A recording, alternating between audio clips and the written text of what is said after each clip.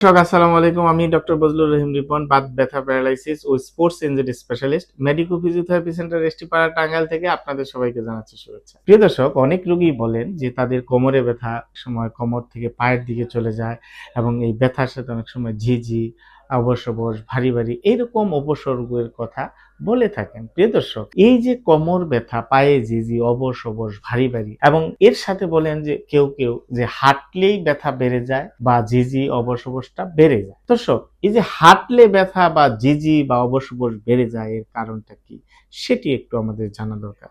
প্রিয় দর্শক, কোমর ব্যথা, পায়ে ঝিঝি, অবশ অবশ সাধারণত লাম্বার রেডিকুলোপ্যাথির কারণে সাধারণত হয়ে থাকে। তো লাম্বার রেডিকুলোপ্যাথিটা হলো যে লাম্বার থেকে যে সায়াটিক নার্ভটা বের হয়ে আসে, সেই সায়াটিক নার্ভ যদি কম্প্রেশন হয় সেক্ষেত্রে এই ধরনের উপসর্গ হওয়ার সম্ভাবনা বেশি থাকে। তো হাঁটলে বাড়ে মানে কি, যে এটা সাধারণত দেখা যায় যে যদি যাদের স্পাইনাল স্টেনোসিস থাকে, দ্যাট মিনস যে ফোরামেন দিয়ে সায়াটিক নার্ভটি বের হয়ে আসে বা নার্ভ বের হয়ে আসে, সেই ফোরামেন যদি নেরো হয়ে যায় বা সরু হয়ে যায় বা চিকন হয়ে যায়, তখন নার্ভের মধ্যে চাপ পড়ে। বিশেষ করে যখন সে দাঁড়ায় তখন চাপটা বেশি পড়ে, হাঁটতে গেলে চাপটা বেশি পড়ে, পরে কিছু দূর হাঁটার পর বসে পড়ার ইচ্ছা হয়, তখন ঝিঝি, অবশ অবশ বেড়ে যায়। তো দর্শক, এই ধরনের ক্ষেত্রে অর্থাৎ হাঁটার সময় যদি পায়ের ব্যথা বা ঝিঝি বা অবশ অবশ বেড়ে যায়, সেক্ষেত্রে আমাদের চিকিৎসা ব্যবস্থাটা কি সেটি একটু জানা দরকার। অনেক রোগী কিন্তু এই ধরনের অবস্থা নিয়ে বিভিন্ন চিকিৎসকের পরামর্শ নেন, বিভিন্ন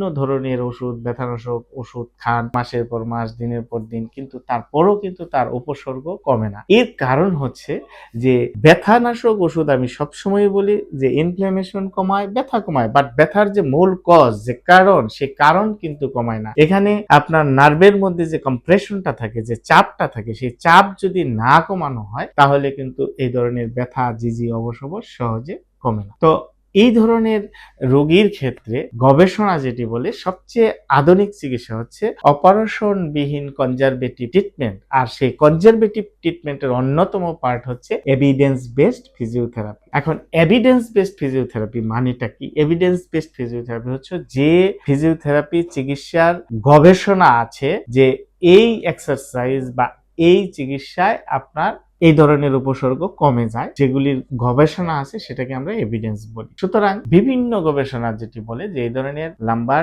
স্টেনোসিসের ক্ষেত্রে ফিজিওথেরাপি খুবই ইফেক্টিভ একটি ট্রিটমেন্ট পদ্ধতি। এখানে পেশেন্টকে আগে এডুকেশন দিতে হবে, তার ব্যথা সম্পর্কে জানাতে হবে এবং তার পোস্টারাল বিষয়ে তাকে অ্যাডভাইস করতে হবে, হ্যাঁ, এডুকেশন দিতে হবে। তার এক্সারসাইজ, বিশেষ করে ডিরেকশনাল প্রিফারেন্স এক্সারসাইজ খুবই ইফেক্টিভ, বিশেষ করে flexion based exercise, McKenzie technique যেটি, সেটি এই ধরনের স্টাইনোসিসের ক্ষেত্রে খুবই ভালো ফল দেয়। এর সাথে আমাদের কিছু core muscle strengthening exercise, neural mobilisation exercise, কিছু ক্ষেত্রে আপনার ম্যানুয়াল থেরাপি, বিশেষ করে joint mobilisation, soft tissue mobilisation, এগুলি অনেকটা ইফেক্টিভলি কাজ করে। এর সাথে আমাদের যে জিনিসটি দরকার, আমাদের লাইফস্টাইল মডিফিকেশন করা। এবং আমরা যখন হাঁটতে যাই, হাঁটার পর দেখা যায় বসলে তার ব্যথাটা কিছুটা রিলিভ হয়ে যায়। সুতরাং দীর্ঘ সময়, লং টাইম হাঁটা, এগুলিকে কিছু অ্যাভয়েড করা সবচেয়ে উত্তম। তো আমরা যদি লাইফস্টাইল মডিফিকেশন করি এবং প্রপার ফিজিওথেরাপি চিকিৎসা নিই, তাহলে কিন্তু সহজেই আপনার অপারেশন ছাড়াই এই ধরনের ব্যথা, অবশ অবশ, ঝিঝি এগুলি আপনার কমানো সম্ভব। সুতরাং প্রিয় দর্শক, আপনারা যারা দীর্ঘদিন যাবত এই ধরনের কোমর ব্যথা, পায়ে ঝিঝি, অবশ অবশ বোধ করেন, বিশেষ করে হাঁটতে গেলে ঝিঝি বেড়ে যায়, তাদের জন্য পরামর্শ আপনি একজন বিশেষজ্ঞ ফিজিওথেরাপি চিকিৎসকের পরামর্শ নিতে পারেন। আর আমাদের পরামর্শ নিতে চাইলে আমাদের স্ক্রিনে দেওয়া নাম্বারে যোগাযোগ করতে পারেন। ধন্যবাদ। আসসালামু আলাইকুম।